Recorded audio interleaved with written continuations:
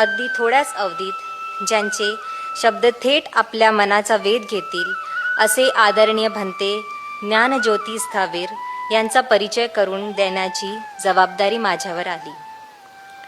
खरे तर शब्दातून ते आपल्याला परिचित होतीलच, पण तरीसुद्धा काही मोजक्या शब्दात त्यांचा परिचय करून देत आहे. भंते ज्ञानज्योती यांचा जन्म ताडोबा नॅशनल पार्कच्या एका छोट्याशा गाव रामददी, जिल्हा चंद्रपूर येथे माता सागरतीबाई व पिता जगन्नाथ मेश्राम यांच्या घरी एका सर्वसामान्य परिवारात झाला. प्राथमिक शिक्षा खानगाव, माध्यमिक शिक्षा चारगाव, वरोरा व चंद्रपूरमधून BAचं शिक्षण प्राप्त केलं. वयाच्या 41व्या वर्षी म्हणजे सन 1999 मध्ये आपण गुरु भदंत राहुल बोधी विपස්සनाचार्य यांच्याकडून उपसंपदा ग्रहण केली आणि धम्म मार्गावर चालण्याचा संकल्प केला.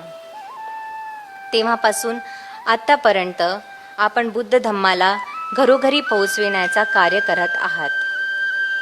आपले वर्षवास हे आपल्या देशात व काही विदेशातही जसे ब्रह्मदेश, बांगलादेश व लाओसमध्ये पण झाले आहेत. भंते ज्ञानज्योती हे धुतांग वस्त्रधारी आहेत. धुतांग या शब्दाचा अर्थ असा की आयुष्यभर एकच वस्त्र, फाटले तरीही चालेल, शिवून घालायचे, यातून त्यांची भौतिक सुखाशी असलेली अनासक्ती दिसून येते. भौतिक वस्तूविषयी ते अनासक्त आहेत. ते विनयशील आहेत, विनयाचे कठोर पालन करतात, तसेच ज्ञानाचे कठोर अभ्यासकही आहेत.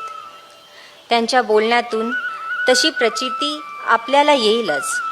भंते ज्ञानज्योती विद्यार्थी दशेपासून साम्यवादी चळवळीत सहभागी होते.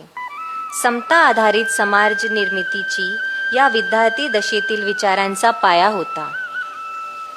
आयुष्य पुढे नेत असताना तथागत गौतम बुद्धाचा विचारच देशामध्ये शांती प्रस्थापित करू शकतो, तोच प्रज्ञा देणारा आहे, असा दृढ समज झाल्यामुळे यांनी चिवर धारण करून ते भंते झालेत. अशी एक आख्यायिका आहे. ते झोपत नाहीत, जमिनीला पाठ टेकवत नाहीत, निद्रा देखील बसूनच घेतात, अशी आख्यायिका आहे. ते जंगलात वन्य प्राण्यांच्या सानिध्यात राहतात. याचे कारण त्यांची सर्व वन्य प्राण्यांशी दृढ मैत्री झालेली आहेत. भंते ज्ञानज्योती आणि वन्य प्राणी हे एकमेकांना पूरक आहे असे वाटते.